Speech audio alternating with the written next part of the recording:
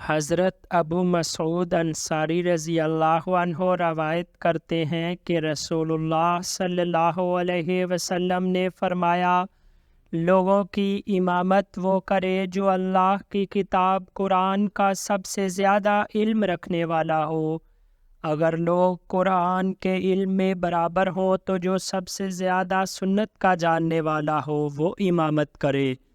اور اگر وہ سنت کے علم میں بھی برابر ہو تو جس نے سب سے پہلے ہجرت کی ہو وہ امامت کرے، اگر وہ ہجرت میں بھی برابر ہو تو جو عمر میں سب سے بڑا ہو وہ امامت کرے۔ آدمی کے دائرہ اقتدار میں اس کی امامت نہ کی جاوے، اور نہ کسی آدمی کے گھر میں اس کی مخصوص جگہ پر اس کی اجازت کے بغیر بیٹھا جائے۔